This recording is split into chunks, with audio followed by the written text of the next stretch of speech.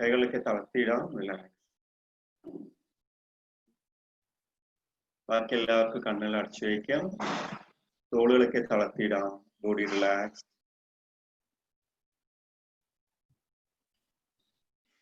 ദീർഘശ്വാസം എടുക്കാം. ശ്വാസം പുറത്തേക്ക് വിടാം.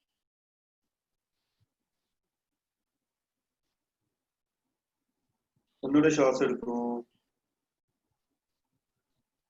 പുറത്തേക്ക് വിടാം.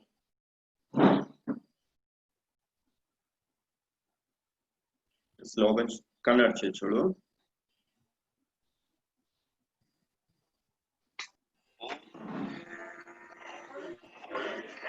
पार्थाय प्रतिबोधितां भगवता नारायणेन स्वयं व्यासेन ग्रथितां पुराणमुनिना मध्ये महाभारतम्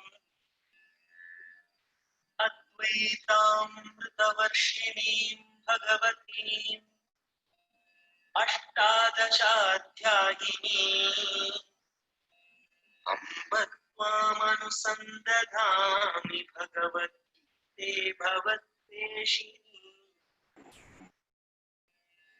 नमोऽस्तु ते व्यासविशालबुद्धे पुल्लारविन्दायतपत्रनेत्र येन त्वया भारततैलपूर्णः प्रज्वालितो ज्ञानम्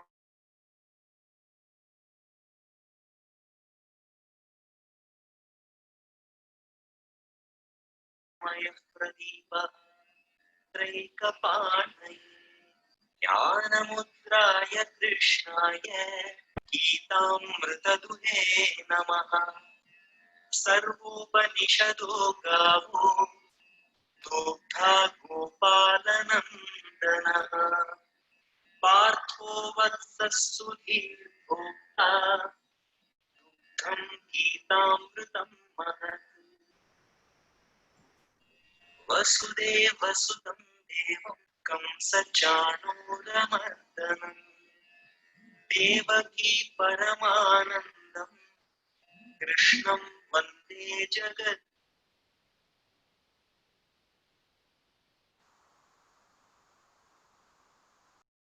परा शल्यग्राहवती कृपेण वहनी कर्णेन वेदाकुटा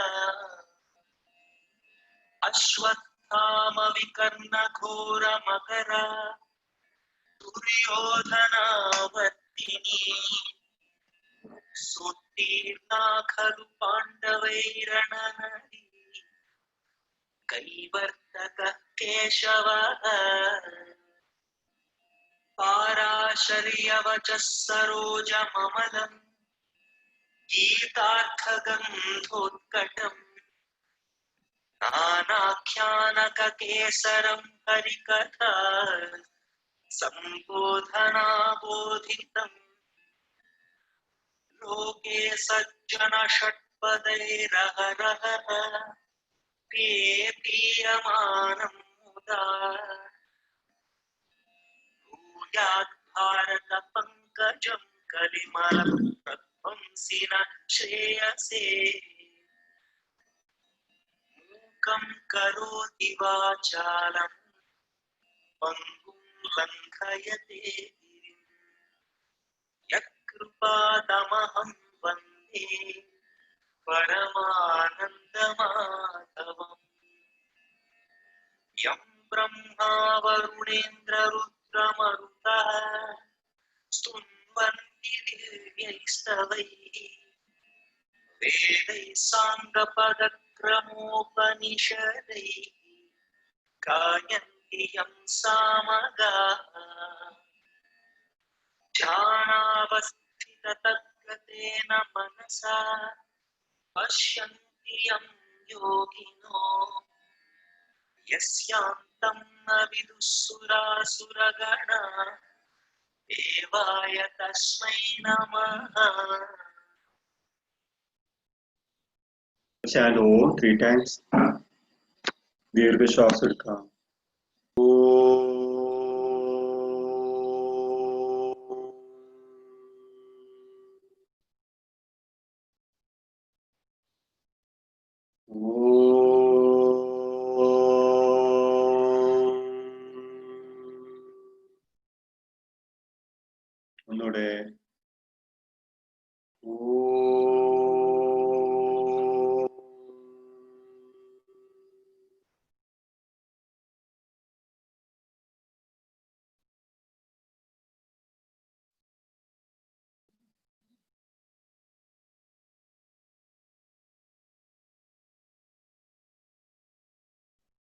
കണ്ണുകൾ തുറക്കാം. In order to hear the supreme knowledge, you have to wait a lot. പരമമായ ജ്ഞാനം കേൾക്കണ എന്ത് ചെയ്യണം? കുറേയും പ്രാർത്ഥനയും അതിന്റെ സമയമൊക്കെ ശരിയാവണം അല്ലെ? ഇതുവരെ ഉണ്ടാവാത്ത ചില പ്രശ്നങ്ങളൊക്കെ അതിൻ്റെ ഇടയിലുണ്ട്. It's good. നമുക്ക് നമ്മുടെ ഉള്ളിൽ അത്രമാത്രം ആഗ്രഹം ഉണ്ടാവുന്ന സമയത്താണ് കാര്യങ്ങളൊക്കെ ശരിയായിട്ട് വരിക. Very good. So the life is uncertain. ശ്രദ്ധിച്ച് കേൾക്കണം കേട്ടോ. Life is uncertain. ജീവിതം എന്ന് പറഞ്ഞത് അനിശ്ചിതത്വമാണ്. എന്തായാലും എന്താ സംഭവിക്കാൻ പോവാന്നുള്ളത് നമുക്കറിയത്തില്ല. അടുത്ത നിമിഷം എന്താ സംഭവിക്കാൻ പോവാണ്. ഇപ്പൊ സാധാരണയുള്ള ആൾക്കാർക്ക് അനിശ്ചിതത്വം വന്നു കഴിഞ്ഞാല് എന്റെ ഉള്ളിൽ ഫ്രസ്ട്രേഷൻ വരാൻ തുടങ്ങും, അസ്വസ്ഥതകൾ ഫീൽ ചെയ്യാൻ തുടങ്ങും. കാരണം എന്തുകൊണ്ടറിയാവോ? നമുക്കൊരു പ്ലാൻ ഉണ്ട്. എല്ലാ ആൾക്കാർക്കും ഒരു പ്ലാൻ ഉണ്ട്. ആ പ്ലാൻ വഴി, ആ പ്ലാൻ എങ്ങനെയാണോ അതുവഴി അതേപോലെ നടന്നു കഴിഞ്ഞാൽ നമ്മൾ ഹാപ്പിയാണ്, സന്തോഷമാണ്. എന്റെ പ്ലാൻ അതേപോലെ നടന്നു കഴിഞ്ഞാൽ നമ്മൾ എന്താവും? ഹാപ്പിയാവും. പക്ഷെ എന്റെ പ്ലാൻ കുറച്ചൊന്ന് മാറിക്കഴിഞ്ഞാൽ നമ്മളാകെ അസ്വസ്ഥമാവാൻ വേണ്ടി തുടങ്ങും, ഫ്രസ്ട്രേഷൻ ആവാൻ വേണ്ടി തുടങ്ങും.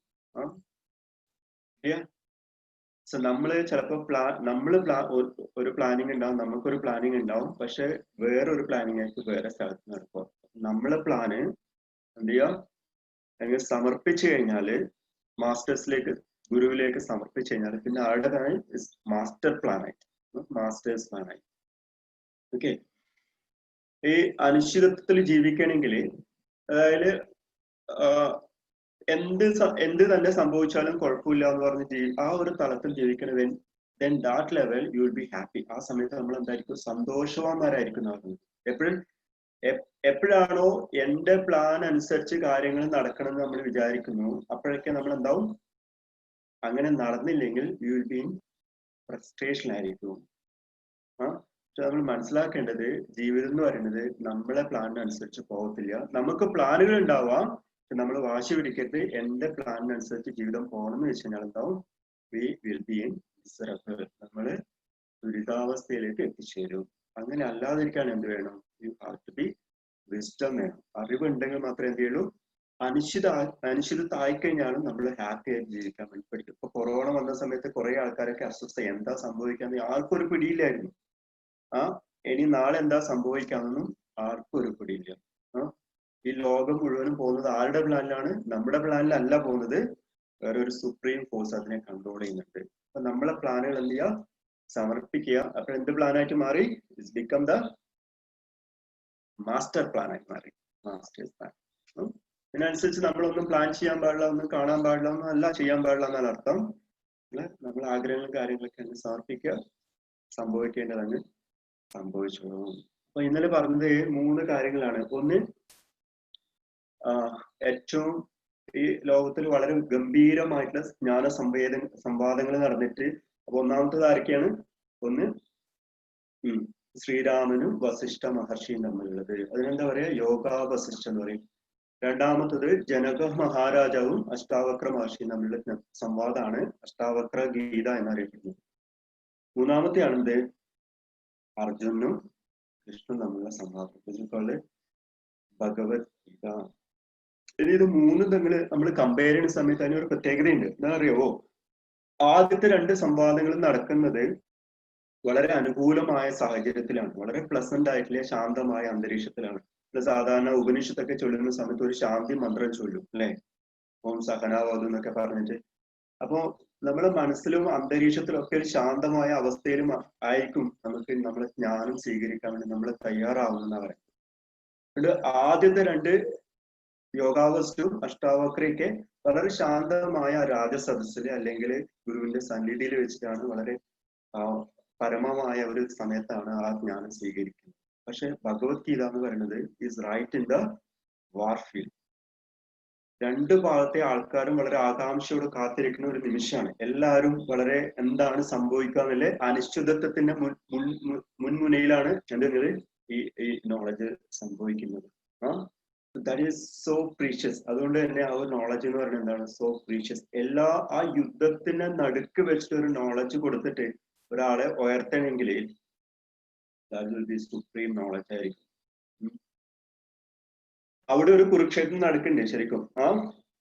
അപ്പൊ കുരുക്ഷേത്രത്തിലാണ് ഈ നോളജിന്റെ സംവാദം നടക്കുന്നത്. അപ്പൊ അതേപോലെ ഒരു കുരുക്ഷേത്രം നമ്മുടെ ഉള്ളിലും നടക്കുന്നുണ്ട്. നമ്മുടെ മൈൻഡിലും ഒരു കുരുക്ഷേത്ര യുദ്ധം എപ്പോഴും നടന്നുകൊണ്ടിരിക്കുകയാണ്. അപ്പൊ ആ കുരുക്ഷേത്ര ഒരു ഫിസിക്കൽ ആയിട്ടുള്ള ഒരു അന്തരീക്ഷത്തില് ഒരാളുടെ മനസ്സിനെ ശാന്തമാക്കാൻ വേണ്ടി പറ്റുമെങ്കിൽ ഡെഫിനറ്റ് ആയിട്ട് നമ്മുടെ ഉള്ളിലും കേൾക്കുന്ന ആളുടെ ഉള്ളിലും ഭഗവത്ഗീതയുടെ കടന്നു പോകുന്ന ആൾക്കാരിലും ആരെ പോലെ ഉയർത്താൻ വേണ്ടി പറ്റും? അർജുനെ പോലെ ഉയർത്താൻ വേണ്ടി ഈ നോളജിന് പറ്റും. So that is the beauty of this part Bhagavad Gita എന്ന് പറയുന്നത്. അങ്ങനെ എന്നാലും പറഞ്ഞു രണ്ട് ടൈപ്പ് നോളജ് ഉണ്ട് പറഞ്ഞു. ഒരു തരത്തിൽ നമ്മൾ നോളജ് കേൾക്കുന്ന സമയത്ത് നമ്മൾ വളരെ ശാന്തവും. എപ്പോഴാണ് നമ്മൾ അറിവ് വേണ്ടത്? നമ്മൾ ദുഃഖത്തിലിരിക്കുന്ന സമയത്ത്, വിഷമത്തിലിരിക്കുന്ന സമയത്ത്. അപ്പൊ ചില സമയത്ത് ചില നോളജുകളൊക്കെ കേൾക്കുന്ന സമയത്ത് എന്താവും, നമ്മുടെ ഉള്ളിൽ വളരെ ശാന്തമായിട്ടുണ്ടാവും. ഒരു കാംനെസ് ഫീൽ ചെയ്യാൻ തുടങ്ങും. ഒരു ഫ്ലോട്ടിങ് സ്റ്റേജൊക്കെ ഫീൽ ചെയ്യാൻ തുടങ്ങും. ചില നോളജുകൾ കേൾക്കുന്ന സമയത്ത് എന്താ, നമ്മൾ ഡൈനാമിക് ആവും. ചില പ്രസംഗങ്ങൾ കേൾക്കുന്ന സമയത്ത് എന്താണ്, ചില പബ്ലിക് മീറ്റിംഗില് അല്ലെങ്കിൽ ഒരു ബിസിനസിന്റെ ഇടയിലുള്ള ആൾക്കാർക്കുള്ള മീറ്റിംഗ്, മോട്ടിവേഷൻ സ്പീച്ച് ഒക്കെ കേൾക്കുന്ന സമയത്ത് നമുക്ക് ഡൈനാമിസം വരും. എന്തെങ്കിലുമൊക്കെ ചെയ്യണം എന്നുള്ള ഒരു ഫീലിംഗ് വരും. ഭഗവത്ഗീത കേൾക്കുന്ന സമയത്ത് എന്താ ഉണ്ടാവുമെന്ന് അറിയുമോ? നമ്മുടെ ഉള്ളിൽ ഒരു ശാന്തമായ പരമമായ ഒരു ശാന്തത അനുഭവിക്കുകയും ചെയ്യും. അതേപോലെ നമ്മളെ കർമ്മിഷ്ഠരാകും. കുറച്ചുകൂടെ ഡൈനാമിസം നമ്മുടെ ഉള്ളിൽ വരാൻ തുടങ്ങും. സോ ഔട്ടർ പാഷൻ, നമ്മൾ പാഷനേറ്റ് ആവും. അതേപോലെ ഉള്ളിൽ എന്താവും, dispassion വരാൻ തുടങ്ങും. So two things happens when you here the Bhagavad Gita knowledge. എന്തൊക്കെയാണ്? ഒന്ന്, ഉള്ളിൽ എന്ത് സംഭവിക്കും? ഡിസ്പാഷൻ ഫീൽ ചെയ്യാൻ. ഡിസ്പാഷൻ എന്ന് പറഞ്ഞ വാക്കിന്റെ അർത്ഥം എന്താണ്? ഇറ്റ് മീൻസ് വൈരാഗ്യം. വൈരാഗ്യം എന്ന് പറഞ്ഞാൽ വെറുപ്പ് എന്നല്ല അർത്ഥം. എന്താണ്? നമുക്ക് എല്ലാം ഒരു തൃപ്തിയോടെ കൂടി ഇരിക്കുന്ന അവസ്ഥ, ജ്വരം ഇല്ലാതെ ജീവിതത്തെ ആസ്വദിക്കുന്ന അവസ്ഥയ്ക്ക് പറയുന്ന പേരാണിത് വൈരാഗ്യം എന്ന് പറയുന്നത്. വളരെ ശാന്തമായിട്ടുള്ള ഒരു അവസ്ഥയാണ് വൈരാഗ്യം എന്ന് പറയുന്നത്. ആ ഒരു സമയത്താണ് നമ്മൾ എന്ത് ചെയ്യുന്നത്, ചെയ്യുന്ന പ്രവൃത്തികളൊക്കെ 100% ആവാൻ തുടങ്ങും. സോ പാഷൻ ആൻഡ് ഡിസ്പാഷൻ, ഇത് രണ്ടും സംഭവിക്കും എപ്പോഴും ഭഗവത്ഗീത കേൾക്കുന്ന സമയത്ത്. ഒരാൾക്ക് ജീവിതത്തിൽ സക്സസ് ആവണമെങ്കിൽ, വിജയിക്കണമെങ്കിൽ, ഈ സക്സസ് ആവുക എന്ന് പറഞ്ഞാൽ, വിജയിക്കുക എന്ന് പറഞ്ഞു കഴിഞ്ഞാല് കുറെ പൈസ ഉണ്ടാക്കുക, 2 നില വീട് കെട്ടുക, കാറ് വാങ്ങിക്കുക എന്നല്ല. ചിലപ്പോ ഇതൊക്കെ ഉള്ള ആൾക്കാരും വീട്ടിൽ ഒരു കുരുക്ഷേത്ര യുദ്ധം നടക്കുന്നുണ്ടാവും. കാറുണ്ട്, ബംഗ്ലാവ് ഉണ്ട്, ഒക്കെ ഉണ്ട്. പക്ഷെ വീട്ടിന്റെ ഉള്ളിൽ എന്താണ്? വീട്ടിന്റെ ഉള്ളിലും മനസ്സിന്റെ ഉള്ളിലും കുരുക്ഷേത്ര യുദ്ധം നടക്കുന്നുണ്ടാവും. അതല്ല ശരിക്കും. ഇതൊക്കെ ആവാം, കുഴപ്പമില്ല. പക്ഷെ ശരിക്കും ഒരു സക്സസ് എന്ന് പറഞ്ഞ അർത്ഥം എന്താ? നിങ്ങൾക്ക് ഏത് പരിതസ്ഥിതിയിലും, even in the darkest moment, നിങ്ങൾക്ക് മുഖത്ത് ഒരു പുഞ്ചിരി വെക്കാൻ വേണ്ടി പറ്റുമെങ്കിൽ you will be, what is it? It's a success man. So what is the sign of success? വിജയത്തിന്റെ ലക്ഷണം എന്താണ്? If you put a smile, even the worst condition, ഏറ്റവും വേഴ്സ്റ്റ് ആയിട്ടുള്ള കണ്ടീഷനിൽ പോലും if you can smile, then you are a successful person. അതിന് ജീവിതത്തിൽ വിജയിക്കാൻ എന്തൊക്കെ വേണമെന്നില്ലാണ് പറയുന്നത്. There are 3 things. ഏതിന് ബേസ് ചെയ്തിട്ടാ പറയുന്നത്? ഭഗവത്ഗീതയിലെ കുറിച്ച് ബേസ് ചെയ്തിട്ടാണ് പറയാൻ പോകുന്നത്. ജീവിതത്തിൽ വിജയിക്കാൻ എന്തൊക്കെ കാര്യങ്ങൾ വേണം? One is that, one skill വേണം. എന്തായിരിക്കണം? സ്കില്ല് വേണം, നമ്മൾ എക്സ്പേർട്ട് ആവണം, നമുക്ക് കമ്മിറ്റ്മെന്റ് വേണം, ഡെഡിക്കേഷൻ വേണം. ഈ 4 കാര്യങ്ങളും വേണം വിജയിക്കാൻ വേണ്ടിയിട്ട്. നമ്മൾ ഏത് മേഖലകളിലാണോ വർക്ക് ചെയ്യുന്നത്, ഇപ്പൊ ടീച്ചേഴ്സ് ആണെങ്കിൽ you have to be skillful teaching. ടീച്ചിങ്ങിൽ നിങ്ങൾ എന്തായിരിക്കണം? സ്കിൽഫുൾ ആകണം. അതേപോലെ നിങ്ങൾ ഡോക്ടർ ആണെങ്കിൽ you have to be a expert doctor. ഒരു എക്സ്പേർട്ട് ആയിട്ടുള്ള ഡോക്ടർ ആവണം. അതുപോലെ ഏത് മേഖലകളാണോ നമ്മൾ വർക്ക് ചെയ്യുന്നത്, you have to be expert. അതിന് നമ്മൾ എന്ത് വേണം? സ്മാർട്ട് വർക്കോ ഹാർഡ് വർക്കോ എന്തെങ്കിലുമൊക്കെ ആയിട്ട് ചെയ്തുകൊണ്ടിരിക്കണം. കുറച്ചൊക്കെ എന്ത് ചെയ്യണം? മെനക്കെട്ടണം. വിജയത്തിൽ എത്തണമെങ്കിൽ നമ്മൾ എന്ത് ചെയ്യണം? കുറച്ചൊക്കെ കാര്യങ്ങൾ നമ്മൾ മെനക്കെട്ടേ പറ്റൂ. മടിയന്മാർക്ക് ഉള്ളതല്ല എന്ത് പറയുന്നത് ജീവിത വിജയം എന്ന് പറയുന്നത്. You have to work hard. ഇപ്പൊ കഴിഞ്ഞ നോക്കൂ, പണ്ട് കാലത്തൊക്കെ സ്കൂളിൽ പഠിപ്പിക്കാൻ വേണ്ടിയിട്ട് ഒരു ബ്ലാക്ക് ബോർഡ് അവിടെ ഓൾറെഡി ഫിറ്റ് ചെയ്തിട്ടുണ്ടാവും, പിന്നെ ഒരു ചോക്ക് മാത്രം മതി. പക്ഷെ ഇന്ന് ആ ഒരു അവസ്ഥയല്ല. ബ്ലാക്ക് ബോർഡ് ചോക്ക് എടുത്തിട്ട് നമുക്ക് പോയി കഴിഞ്ഞാൽ നമ്മളെക്കാളും എക്സ്പേർട്ട് ആണ് നമ്മളെ കുട്ടികൾ എന്ന് പറയുന്നത്.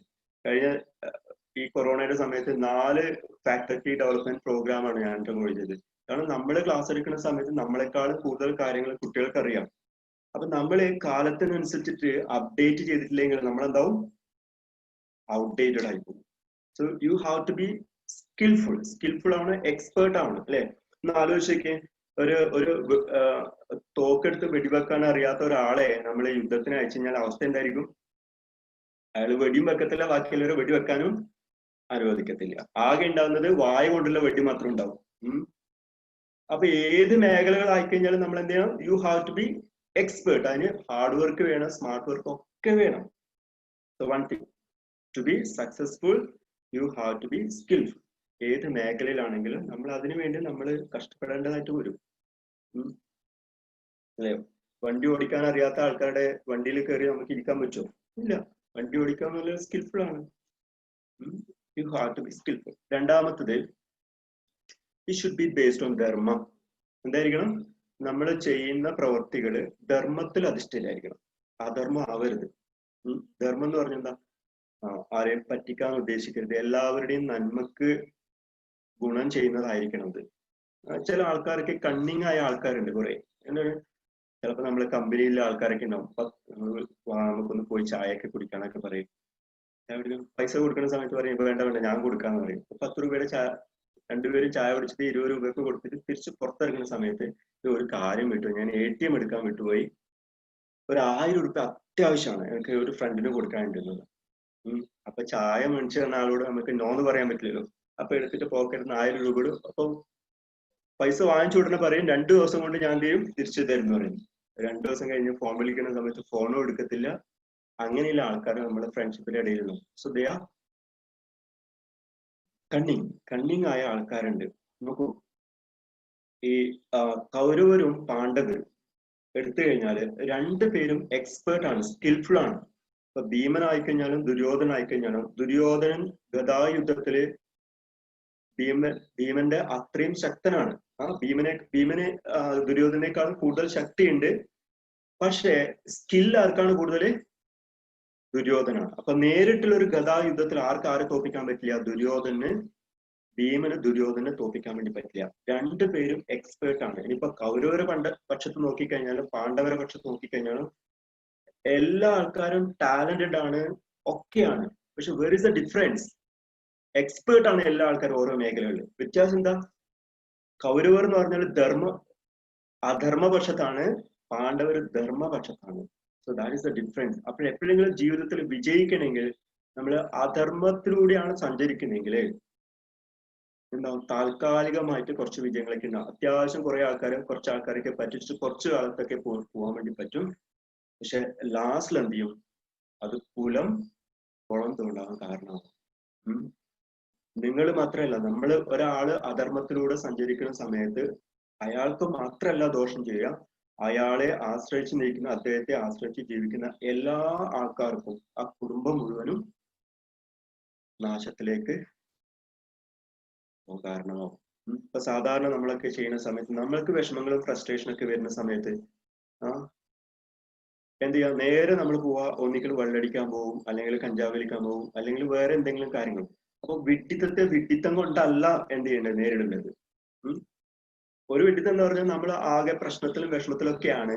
പക്ഷെ ആ കാര്യത്തെ നമ്മൾ എങ്ങനെയാണ് കൈകാര്യം ചെയ്യേണ്ടത്?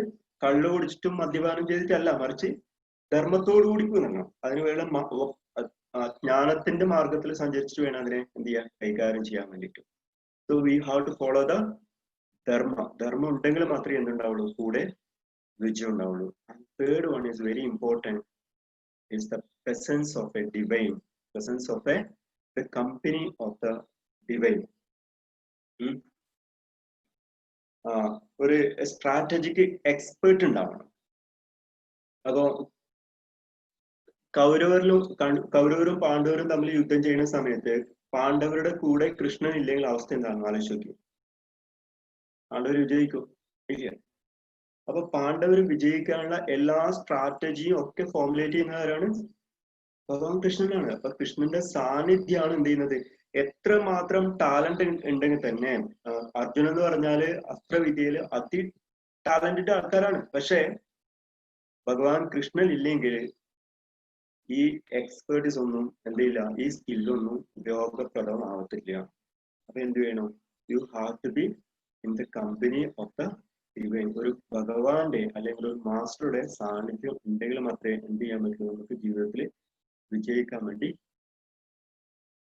പറ്റത്തുള്ളൂ. So 3 things are essential in the to be success. ജീവിതത്തിൽ വിജയിക്കുന്ന 3 കാര്യങ്ങൾ വേണം. ഒന്നെന്താണ്, you have to be skillful, നമ്മൾ എക്സ്പേർട്ട് ആണ്, നമ്മൾ ഏത് മേഖലയാണെന്ന് വെച്ച് കഴിഞ്ഞാൽ. രണ്ടാമത്തെ എന്താ വേണം, you have to follow the dharma, സത്യത്തിന്റെയും ധർമ്മത്തിന്റെയും പാതയിൽ മാത്രമേ സഞ്ചരിക്കാൻ പാടുള്ളൂ. അത് മാത്രമേ ആത്യന്തികമായിട്ട് വിജയത്തിലേക്കും സന്തോഷത്തിലും ഒക്കെ നയിക്കത്തുള്ളൂ. And third one is what, ഒന്നാമത്തെ എന്താണ്, the company of the divine is very very important. ഇപ്പൊ നോക്കൂ, ഈ ചൈന എന്ന് പറഞ്ഞ രാജ്യം അവർക്ക് നമ്മളെക്കാളും പടക്കോപ്പും കാര്യങ്ങളൊക്കെ ഉണ്ട്. പക്ഷെ പോലെ വിജയിക്കാൻ വേണ്ടിയിട്ട് എന്തും കൂടെ വേണം, യു ഹാവ് ടു വിജയത്തിന് കാരണമായിട്ട് മാറുന്നത്. അതെ, ഈ മഹാഭാരത യുദ്ധത്തിന് കണക്കറിയാവോ നിങ്ങൾക്ക്? പറയാം, എത്ര ലക്ഷം ആൾക്കാർ പങ്കെടുത്തു എന്നറിയാവോ? പറയാം, 47,23,920 പേരാണ് ഇവിടെ പങ്കെടുത്തത്, മഹാഭാരത യുദ്ധത്തിൽ പങ്കെടുത്തത്. 47,23,920 47,23,920 ആൾക്കാരാണ് ആ യുദ്ധത്തിൽ പങ്കെടുത്തത്. എത്ര ലക്ഷം കുതിരകള്? 19 ലക്ഷം കുതിരകൾ പങ്കെടുത്തിട്ടുണ്ടായിരുന്നു. ഇനി ആനകളുടെ എണ്ണം എത്രയാണെന്ന് അറിയാവോ? 4 ലക്ഷം ആനകളാണ് പങ്കെടുത്തിരിക്കുന്നത്. ഇതൊരു ഡോക്ടർ ഹരി എന്ന് പറഞ്ഞ ഒരു സയന്റിസ്റ്റ് എഴുതിയാണ് ഭാരത് ഗ്യാൻ എന്ന് പറഞ്ഞിട്ടുള്ളത്. കൗരവരുടെ പക്ഷത്ത് എത്ര അക്ഷൗഹിണി പടയുണ്ടായിരുന്നു? 11 അക്ഷൗഹിണി പടയാണ്. പാണ്ഡവരുടെ പക്ഷത്ത് എത്രയായിരുന്നു? 7 അക്ഷൗഹിണി പട. എന്നിട്ട് ആരാ ജയിച്ചത്? പാണ്ഡവര്. അപ്പൊ നമ്പറിലല്ല കാര്യം, മറിച്ച് ആ സ്ട്രാറ്റജിയിലാണ്. അവരെ കൂടെ ആരുണ്ടാവുന്നു, ആ കമാൻഡറുടെ, ആ ടോപ്പ് മോസ്റ്റ് കമാൻഡർ ഏത് സ്ട്രാറ്റജിയാണോ അതാണ് ശരിക്കും വിജയത്തിലേക്ക് നയിക്കുന്നത്. ജീവിതത്തില് ഈ എക്സ്പേർട്ട് ആയിട്ടും നമ്മൾ എക്സ്പേർട്ട് ആണ്, നമ്മളെ ധർമ്മത്തിലാണ് സഞ്ചരിക്കുന്നത്, പക്ഷെ ഒരു ഡിവൈൻ കമ്പനി ഇല്ലെങ്കിൽ, നല്ലൊരു മാനേജർ, ഒരു കോച്ച് ഇല്ലെങ്കിൽ എന്ത് ചെയ്യും, നമുക്ക് ജീവിതത്തിൽ വിജയിക്കണമെന്നില്ല. അപ്പൊ പാണ്ഡവർക്കുള്ള ഗിഫ്റ്റ് എന്ന് പറഞ്ഞ എന്താണ്? പാണ്ഡവർ വിജയിക്കാൻ കാരണം 3 ഉണ്ട്. അവരെ എക്സ്പേർട്ട് ആണ്, സ്കിൽഫുൾ ആണ്. രണ്ടാമത്തെ എന്താണ്? അവർ ധർമ്മത്തിന്റെ മാർഗത്തിലാണ് സഞ്ചരിക്കുന്നത്. And they have the presence of what, a divine master. അപ്പൊ നമ്മളും ഇതുപോലെ തന്നെയാണ്. You all are like a പാണ്ഡവരെ പോലെ തന്നെയാണ്. ഇനി ആരെങ്കിലും കൗരവപക്ഷത്തുണ്ടോ? ഇല്ലല്ലോ. സോ മാസ്റ്റർ ഉണ്ടെങ്കിൽ, ഗുരു ഉണ്ടെങ്കിൽ എന്താവും? നിങ്ങൾ എത്ര വീക്ക് ആണെങ്കിലും എന്ത് ചെയ്യും? there will be success, ഒരു വിജയം ഉണ്ടാവും.